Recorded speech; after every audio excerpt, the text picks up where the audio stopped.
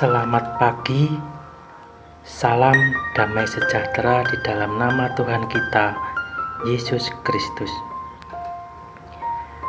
Pada saat pagi hari ini, kita akan bersama-sama belajar firman Tuhan yang berjudul Keluarga Damai di dalam Tuhan Yesus. Ketika kita membahas topik rumah tangga, apalagi hubungan suami istri, adalah topik yang sensitif. Bagi orang yang rumah tangganya sedang bahagia, harmonis, damai, ketika mendengar kita membahas permasalahan dalam rumah tangga, maka mereka akan mengatakan, "Mengapa sih yang buruk-buruk harus dibahas?" Karena bagi mereka, pernikahan itu selalu bahagia, harmonis, dan damai. Di sisi lain, bagi orang yang rumah tangganya sedang ada dalam masalah, ketika mendengar kita membahas permasalahan dalam rumah tangga, dikira kita sedang menyindir, menyinggung, dan membicarakan mereka. Padahal kita tidak kenal, kita hanya membahas suatu topik. Bagi mereka yang belum menikah, maka mereka akan lebih stres lagi karena lebih banyak lagi teori-teori yang harus didengar, dipahami, dan diikuti.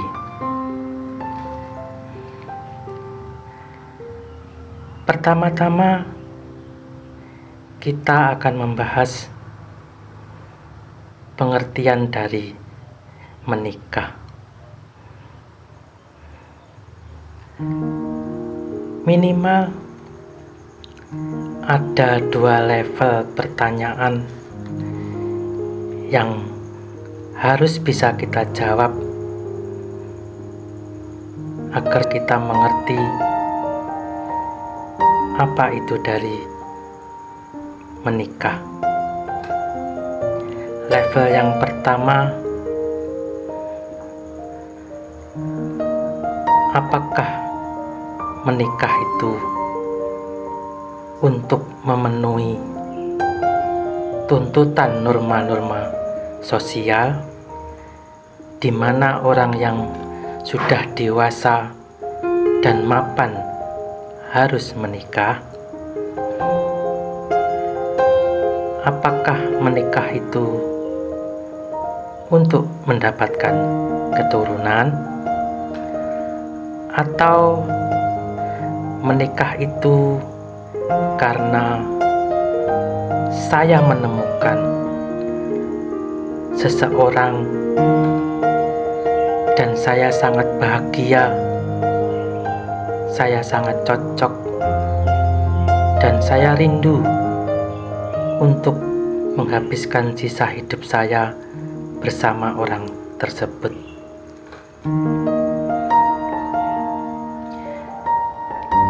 Pertanyaan ini penting ketiga-tiganya, karena kalau kita menikah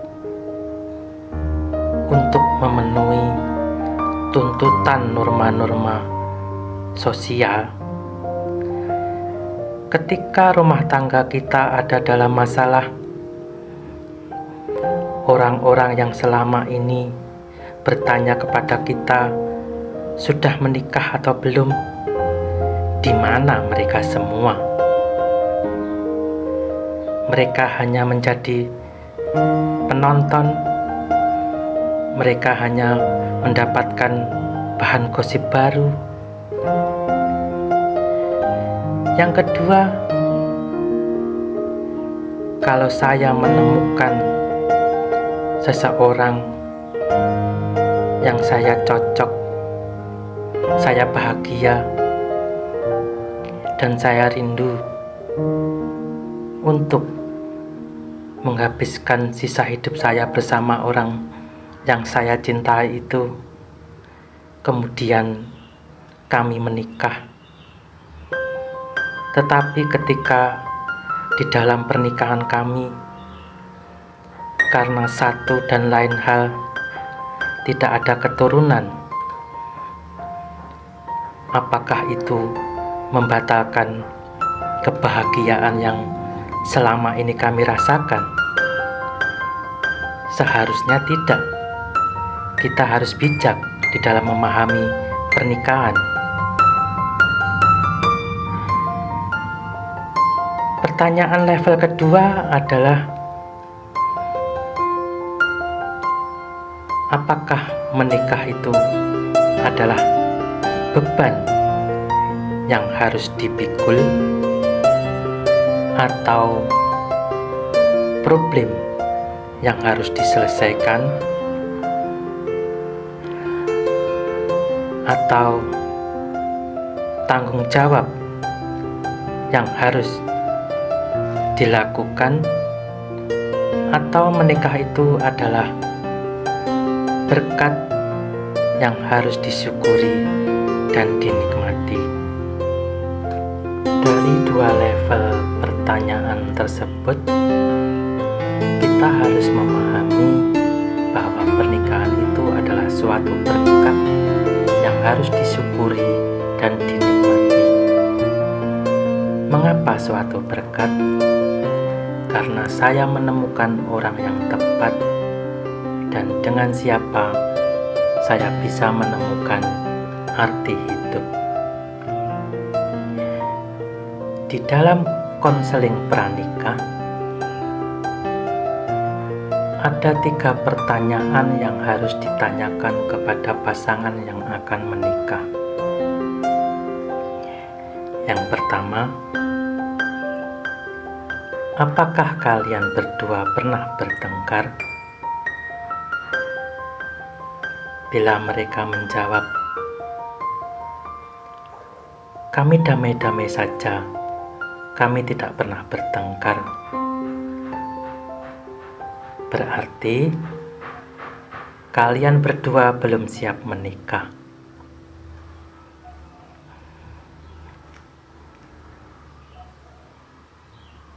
Karena bukan bertengkarnya yang diutamakan di sini, tetapi kemampuan untuk menyelesaikan masalah.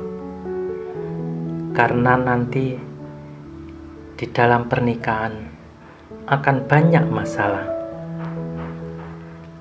Kalau dikatakan seperti ini,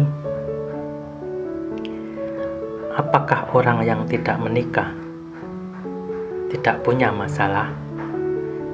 Tidak juga. Orang yang tidak menikah juga banyak masalah. Jadi menikah atau tidak menikah, yang namanya hidup itu pasti banyak masalah. Pertanyaan yang kedua, kamu siap menikah? Bila bisa menjawab ya dari pertanyaan ini, bahwa bersama dengan dia saya terinspirasi, saya terdorong, dan saya terbawa untuk menjadi orang yang lebih baik. Ini sangat penting karena setiap manusia mempunyai sisi baik dan sisi buruk. Dan dengan siapa dia bergaul, sisi mana yang akan berkembang itu ditentukan dari pergaulannya.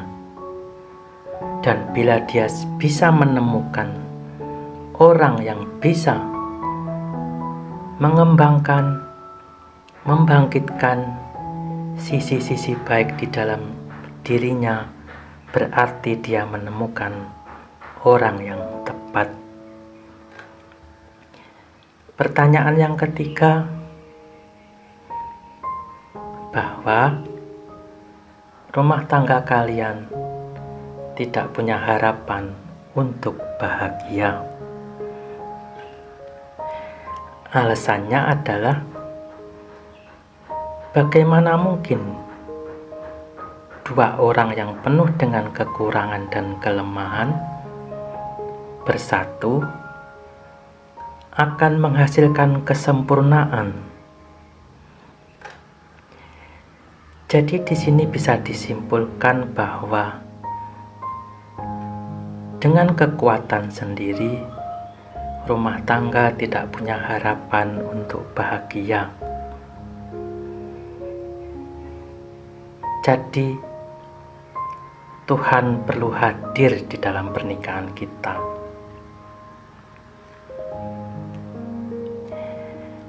Pernikahan dan kerohanian harus berjalan. Mengapa ini penting?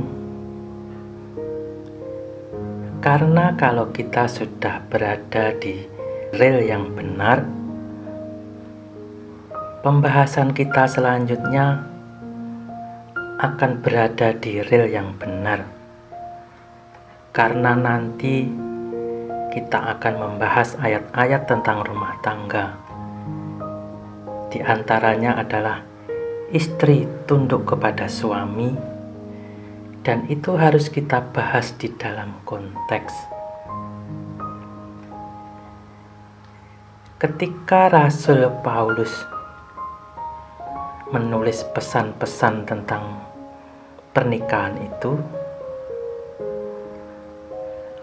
apakah dia sedang menulis suatu hukum? Apakah dia sedang menulis suatu nasihat? Ataukah dia sedang menulis suatu janji?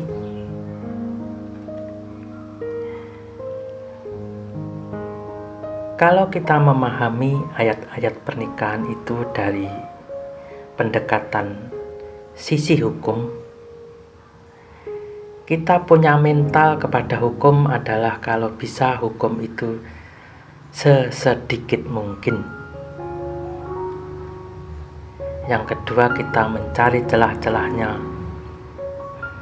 untuk tidak menurut tetapi tidak terhukum. Kalau nasihat bisa diikuti, bisa tidak, tergantung situasi.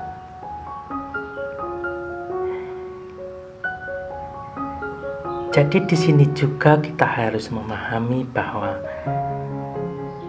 ayat-ayat pernikahan yang ditulis oleh Rasul Paulus itu adalah sebuah janji. Mengapa sebuah janji?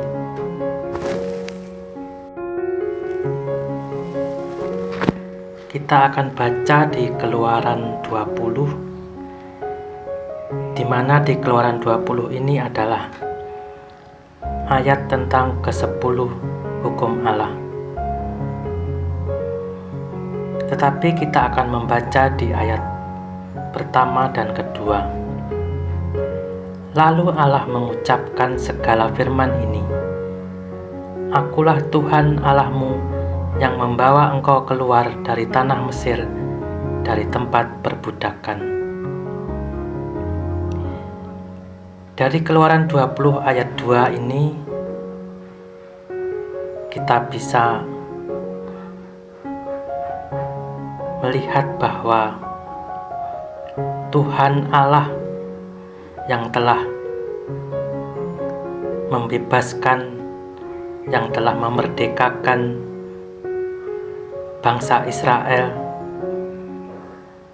keluar dari tanah Mesir, dari tempat perbudakan. Dan di ayat 3-17 adalah ayat tentang ke-10 hukum Allah. Jadi di sini kita bisa mendapatkan suatu pengajaran bahwa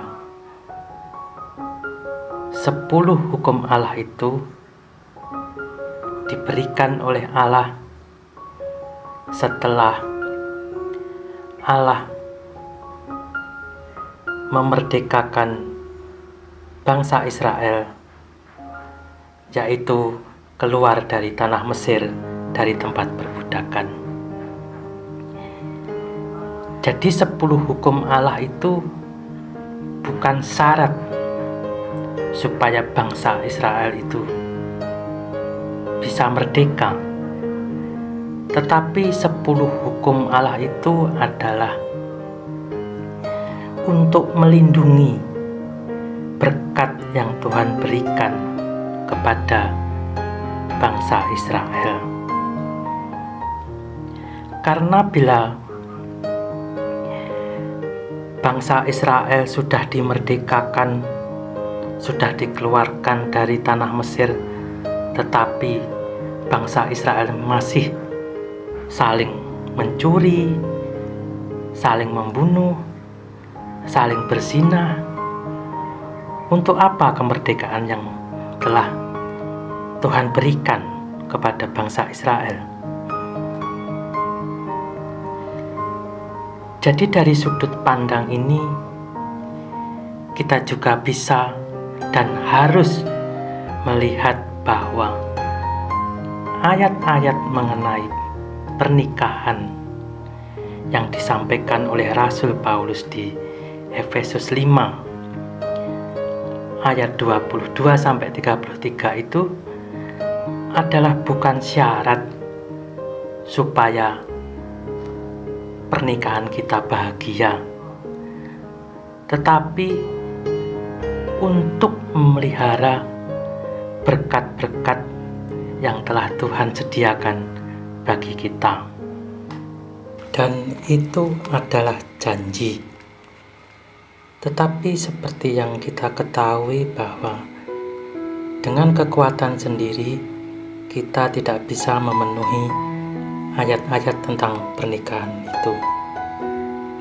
Seperti bangsa Israel yang harus dikeluarkan oleh Tuhan dari tanah Mesir, dari tempat perbudakan, demikian juga dengan kekuatan Tuhan kita bisa memenuhi ayat-ayat tentang pernikahan tersebut. Untuk selanjutnya kita akan membahas akar permasalahan di dalam rumah tangga. Kita akan baca di Efesus 5 ayat 3. Tetapi percabulan dan rupa-rupa kecemaran atau keserakahan disebut saja pun jangan di antara kamu, sebagaimana sepatutnya bagi orang-orang kudus. Kalau kita membaca ayat ini, permasalahan di dalam rumah tangga itu ada 3, yaitu percabulan, kecemaran, dan keserakahan.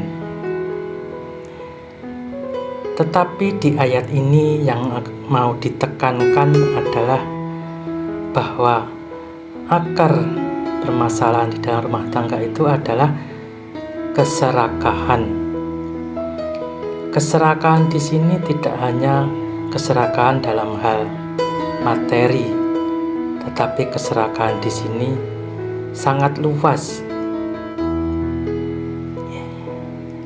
Serakah adalah suatu tindakan yang mengambil hak atau milik atau barang orang lain menjadi miliknya.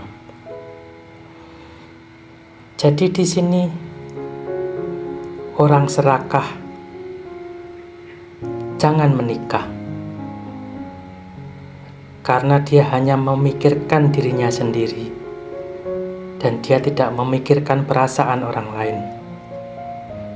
Orang serakah sudah punya istri, sudah punya anak, masih mau bercabul dengan orang lain. Karena dia hanya memikirkan dirinya sendiri. Dia tidak memikirkan perasaan istrinya, dia tidak memikirkan perasaan anaknya. Jadi, pernikahan itu hanya berfungsi bagi orang yang punya etika dan punya moral.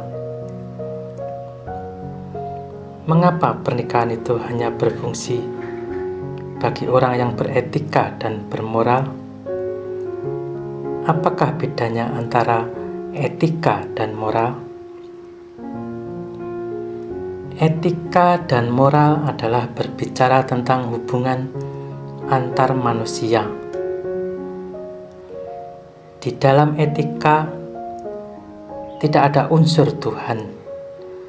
Yang kental di situ adalah peri kemanusiaan. Bagaimana saya memperlakukan orang lain, sesama manusia? Kalau saya tidak ingin disakiti, ya saya jangan menyakiti orang lain. Itu adalah etika. Di dalam moral, tidak hanya hubungannya antara saya, orang lain, tetapi saya, orang lain, dan Tuhan. Ketika saya menyakiti orang lain, berarti saya juga menyakiti Tuhan. Jadi, mengapa pernikahan itu hanya berfungsi bagi orang yang beretika dan bermoral? Kalau tidak ada niat untuk setia, tidak ada niat untuk membahagiakan, mengapa dinikahi? Kita harus menahan diri untuk menikahi orang tersebut sampai dia menemukan orang yang bisa membahagiakan dia. Tetapi kalau kita sudah berjanji setia, tetapi kita mengingkari, itu namanya tidak beretika dan tidak bermoral.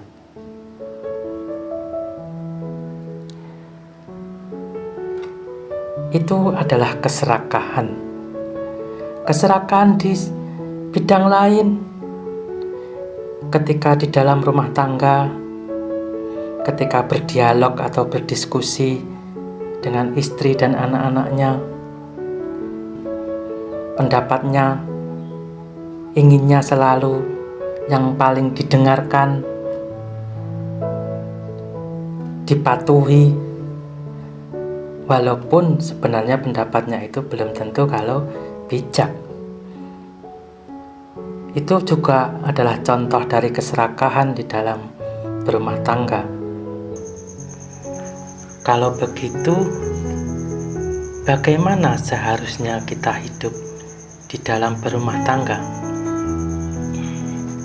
Kita akan baca di Efesus 5 ayat 2. Dan hiduplah di dalam kasih, sebagaimana Kristus Yesus juga telah mengasihi kamu, dan telah menyerahkan dirinya untuk kita sebagai persembahan dan korban yang harum bagi Allah. Hiduplah dalam kasih, sebagaimana Kristus Yesus juga telah mengasihi kamu. Ini adalah hidup di dalam janji. Kita bisa mengasihi karena Tuhan mengasihi kita. Dan kasih Tuhan itu yang memampukan kita untuk bisa mengasihi orang lain. Dan lawan kata dari kasih adalah keserakahan. Jadi di dalam hidup berumah tangga, kita harus saling mengasihi.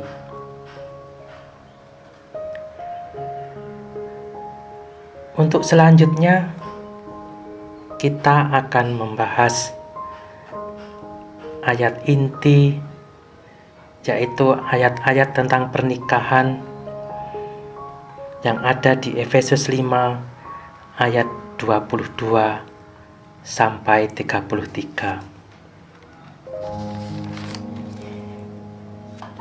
Di mana di ayat 22 di situ dikatakan, "Hai istri, tunduklah kepada suamimu seperti kepada Tuhan."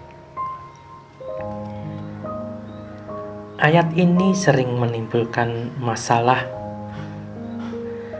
karena ayat ini membawa kerugian bagi pihak perempuan.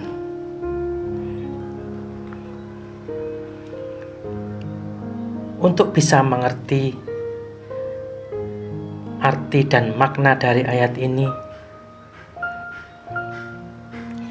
kita harus membacanya dari ayat sebelumnya, yaitu di ayat 21. Bagi Bapak Ibu yang punya akses kepada Alkitab bahasa Inggris New King James Version, Bapak Ibu bisa melihat di situ di Efesus 5 ayat 21 dikatakan submitting to one another in the fear of God. Dan di dalam bahasa Indonesia diterjemahkan, dan rendahkanlah dirimu seorang kepada yang lain di dalam takut akan Kristus. Di dalam bahasa Inggris, kata submitting diterjemahkan di dalam bahasa Indonesia, rendahkanlah. Sekarang di Efesus 5 ayat 22, di dalam Alkitab bahasa Inggris, Efesus 5 ayat 22, "Wife, submit to your own husband as to the Lord." Di dalam bahasa Indonesia diterjemahkan, "Hai istri, tunduklah kepada suamimu seperti kepada Tuhan." Kata submit di dalam bahasa Inggris di Alkitab bahasa Indonesia di ayat 22 di situ diterjemahkan tunduklah. Jadi di Alkitab bahasa Indonesia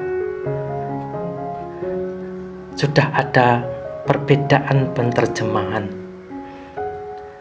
Alkitab bahasa Indonesia lebih kepada mentafsirkan, karena kata submit, kata yang sama di dalam bahasa Indonesia di ayat 21 diterjemahkan rendahkanlah. Tetapi kalau kita mau setia dengan penerjemahan, seharusnya di ayat 21 itu di situ dikatakan, "Dan tunduklah dirimu seorang kepada yang lain di dalam takut akan Kristus." Jadi di Efesus 5 ayat 22 itu harus dipahami di dalam konteks ayat 21, yaitu tunduknya istri kepada suami bukan berarti istri yang lebih rendah daripada suami, tetapi tunduknya istri kepada suami karena kedua-duanya saling tunduk. Dan ini di dalam konteks yang sangat jelas, yaitu di dalam konteks takut akan Tuhan. Jadi penundukan di sini adalah penundukan di dalam takut akan Tuhan, yaitu tunduknya istri kepada suami itu adalah di dalam penundukan, di dalam konteks takut akan Tuhan. Dan tunduknya suami kepada istri itu adalah di dalam konteks takut akan Tuhan. Apakah Tuhan mau derajat manusia direndahkan? Atau di dalam bertuhan kita saling tunduk, kita saling meninggikan derajat dan harga diri masing-masing.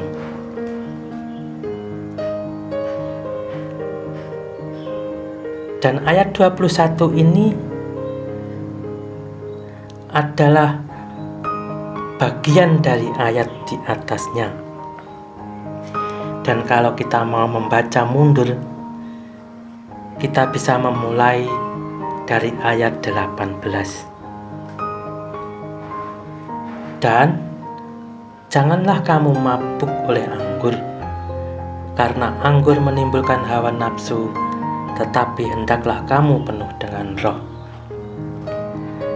Ayat ini harus kita pahami bahwa sumber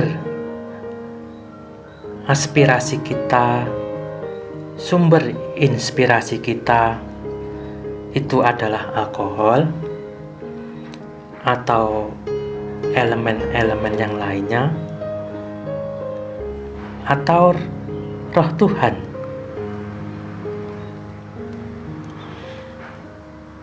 Ayat 19, dan berkata-katalah seorang kepada yang lain dalam mazmur, kidung puji-pujian, dan nyanyian rohani, bernyanyi dan bersoraklah bagi Tuhan dengan segenap hati.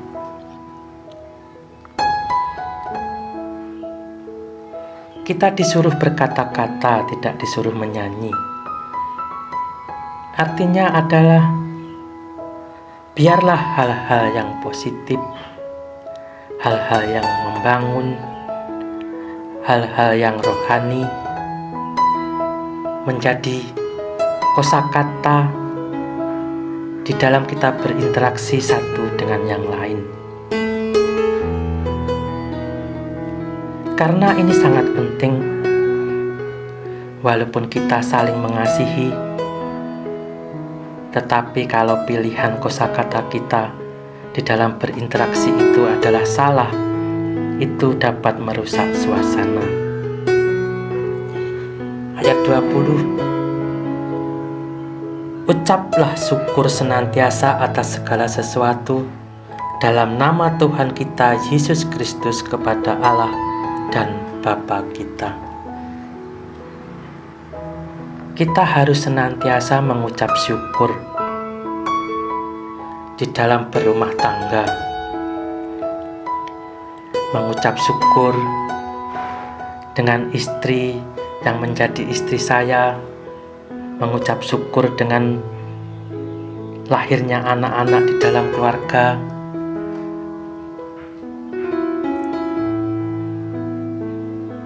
Dan di ayat 21, dan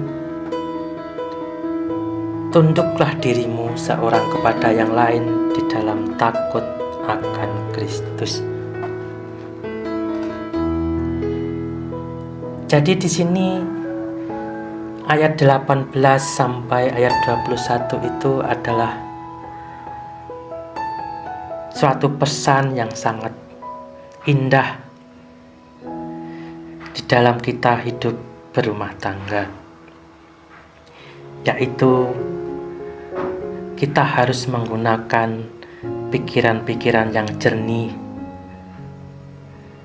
tidak terpengaruh dengan alkohol, obat-obatan, atau esensi-esensi lainnya.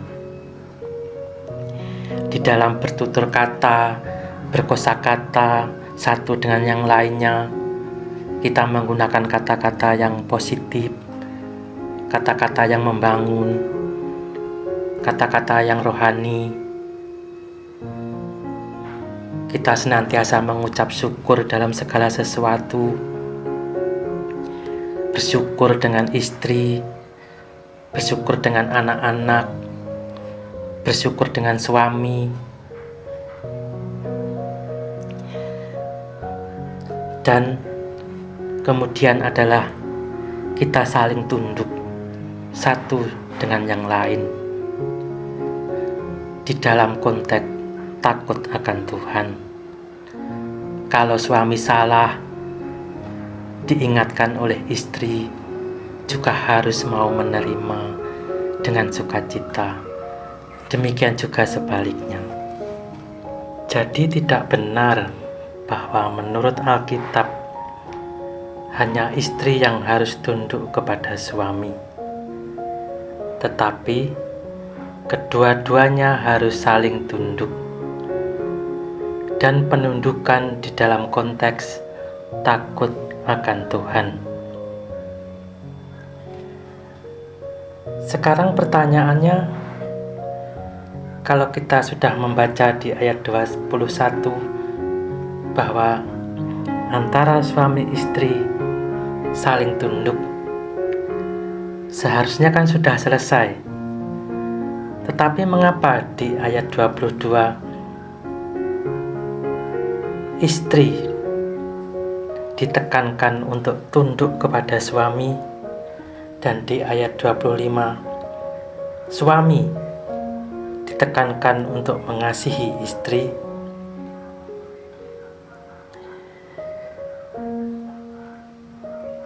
Apakah istri tidak perlu bersabar?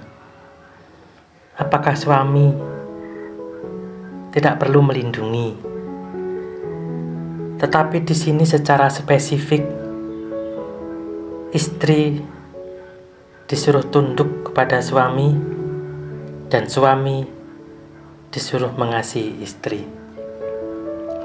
Kita akan baca di ayat 33. Bagaimanapun juga bagi kamu masing-masing berlaku, kasihilah istrimu seperti dirimu sendiri, dan istri hendaklah menghormati suaminya. Di ayat 33 ini, kata tunduk muncul sebagai menghormati. Jadi di sini suami harus mengasihi istri dan istri harus menghormati suaminya. Mengapa demikian? Inilah sifat yang paling mendasar antara laki-laki dan perempuan. Yang paling sukar dilakukan oleh seorang suami adalah mengasihi istrinya, dan yang paling sukar dilakukan oleh istri adalah menghormati suaminya. Mengapa demikian? Karena laki-laki dan perempuan itu kan berbeda fisiknya. Laki-laki dari kecil sampai tua tidak ada yang berubah. Tetapi bagi perempuan,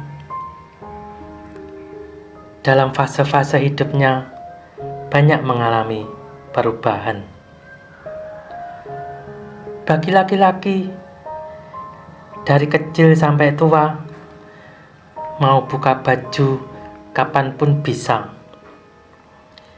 Bagi perempuan bisa ketika masih usia 1 tahun, 2 tahun, tetapi selanjutnya tidak bisa, karena dadanya berubah. Bagi laki-laki, mau duduk model apapun bisa. Bagi perempuan, duduknya tidak boleh sembarangan. Coba kita bayangkan 2 siswa, laki-laki dan perempuan, ketika sedang ujian mengerjakan soal. Bagi laki-laki, 100% pikirannya hanya mengerjakan soal-soal ujian. Tetapi bagi perempuan, sambil mengerjakan soal ujian, dia juga harus memperhatikan agar bajunya tidak terbuka, agar duduknya tetap rapi. Jadi bagi laki-laki itu, hidup itu sangat simpel. Tetapi bagi perempuan, hidup itu sangat komplit. Setelah itu, perempuan menstruasi. Laki-laki tidak pernah menstruasi. Mau berenang kapanpun bisa, tetapi bagi perempuan tidak bisa. Kemudian, perempuan menikah. Siapa yang mengandung? Siapa yang melahirkan? Siapa yang menyusui? Jadi bagi perempuan hidup itu sangat komplit. Tetapi bagi laki-laki, hidup itu hanya lempeng, sangat sederhana. Bagi laki-laki, hidup itu seperti main. Waktu kecil main kelereng, dari rumah membawa 5, pulang membawa 10. Sudah dewasa, gaji saya segini, gaji situ segitu, jabatan saya ini, jabatan situ itu. Jadi hidup itu hanya seperti main, siapa menang, siapa kalah. Makanya karena bagi laki-laki itu hidup itu sangat simpel, ketika menikah, maka istri akan mengatakan, kok bodoh sekali ya orang ini, masa begitu saja tidak mengerti. Jadi bagi istri, sepintar-pintarnya suami, bagi istri, suami itu tetap bodoh. Karena hidupnya itu sangat simpel. Makanya bagi istri sangat sukar untuk menghormati suaminya. Makanya di sini sama Rasul Paulus ditekankan bahwa istri harus menghormati suami. Ini agar rumah tangga tetap berjalan. Karena mau sebodoh apapun suami, dia itu adalah tetap kepala rumah tangga. Sementara bagi suami, ketika sudah mengejar karir, ketika sedang bekerja atau melakukan hobi, suami sering lupa waktu, lupa makan, dan istri selalu mengingatkan. Karena nanti kalau sakit siapa yang susah? Yang susah tetap istri dan anak-anaknya. Jadi bagi suami harus bisa mengatur waktu, harus bisa memberikan perhatian, kasih sayang kepada istri dan anak-anaknya. Dari pembahasan firman Tuhan pada saat pagi hari ini, kita bisa menarik beberapa kesimpulan. Yang pertama, bahwa menikah itu adalah suatu berkat yang harus kita syukuri dan kita nikmati. Mengapa suatu berkat? karena kita menemukan orang yang tepat, dan dengan siapa kita bisa menemukan arti hidup. Yang kedua, di dalam kehidupan berumah tangga, dengan kekuatan sendiri, kita tidak punya harapan untuk bahagia. Di dalam kehidupan rumah tangga, Tuhan harus hadir. Kita harus bersandar, berharap, dan bergantung hanya kepada Tuhan. Karena hanya dengan kekuatan Tuhan, kita bisa memenuhi ayat-ayat tentang pernikahan. Yang ketiga, di dalam pernikahan, di dalam rumah tangga, kita harus saling mengasihi dan saling tunduk. Dan penundukan itu adalah di dalam konteks takut akan Tuhan. Untuk selanjutnya, supaya lebih lengkap, kita akan membaca Kejadian 2 ayat 24. Sebab itu, seorang laki-laki akan meninggalkan ayahnya dan ibunya dan bersatu dengan istrinya, sehingga keduanya menjadi satu daging. Ada 3 fase yang harus dilalui oleh seseorang yang akan menikah. Yang pertama, meninggalkan ayahnya dan ibunya. Yang kedua, bersatu dengan istrinya. Dan yang ketiga, menjadi satu daging. Dan urutannya harus demikian, tidak bisa dibolak-balik. Apa artinya meninggalkan ayahnya dan ibunya? Kalau bangun tidur saja masih dibangunkan, kalau makan saja masih diingatkan, kalau ke gereja saja masih disuruh-suruh sama ayah dan ibunya, bagaimana dia akan memimpin rumah tangganya? Jadi di sini meninggalkan ayahnya dan ibunya adalah bentuk kedewasaan. Orang dewasa adalah orang yang sanggup melihat pilihan-pilihan dalam hidup dan memilih pilihan yang bijak di dalam hidup. Karena nanti hidup istri dan anaknya bergantung dari dia. Kalau dia tidak bisa mengambil pilihan-pilihan yang bijak di dalam hidup, kalau dia masih single, ya hanya dia sendiri yang rugi. Tetapi kalau dia masih sudah berumah tangga, mau dibawa kemana rumah tangganya? Yang kedua, apakah artinya bersatu dengan istrinya? Satu visi dalam melihat hidup, satu nilai-nilai yang sama, satu jalur rohani yang sama.